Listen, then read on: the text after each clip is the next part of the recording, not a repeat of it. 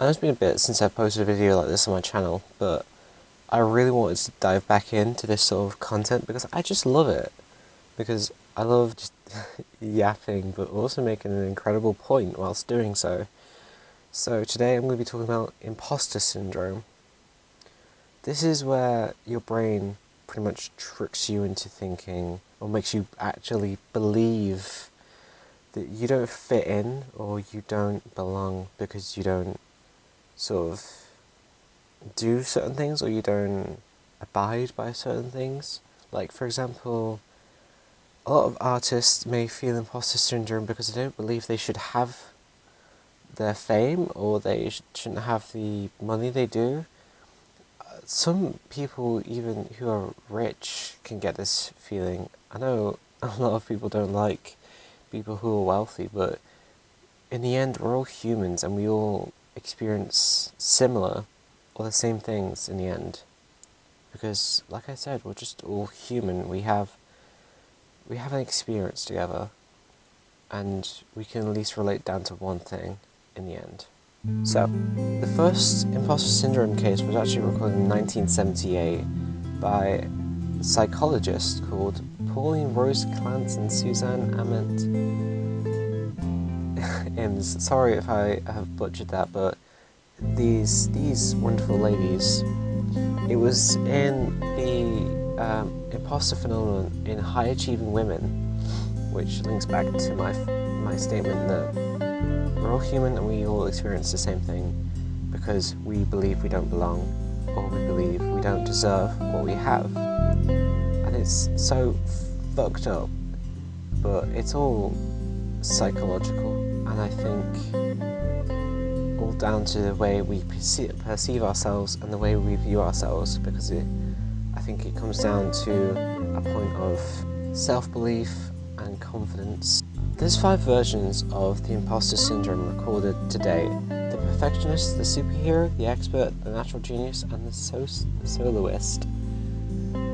These 5 have been listed and branded because it all fits under a certain type of person and why they may be experiencing imposter syndrome.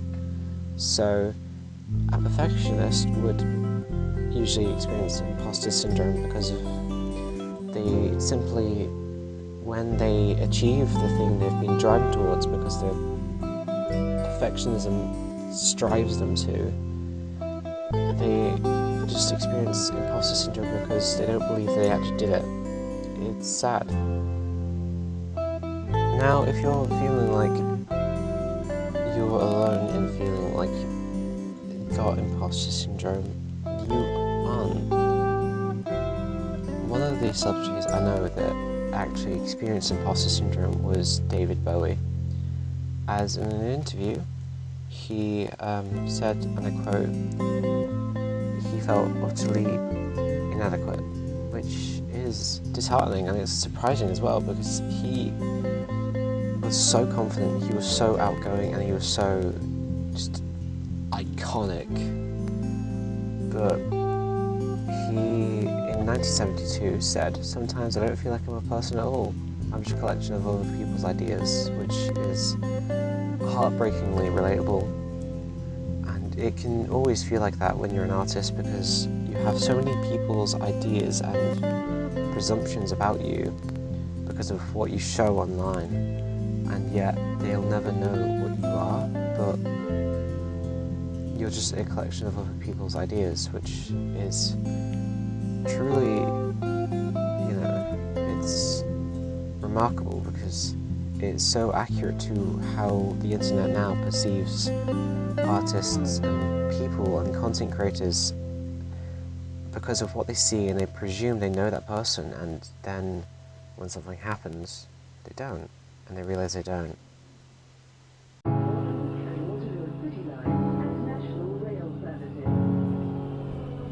Now, I've always struggled with mental health and feeling like I belong. And sometimes it gets worse the longer I leave myself just doing, like torturing myself in a way, and it's not healthy, and it doesn't make it any better with imposter syndrome.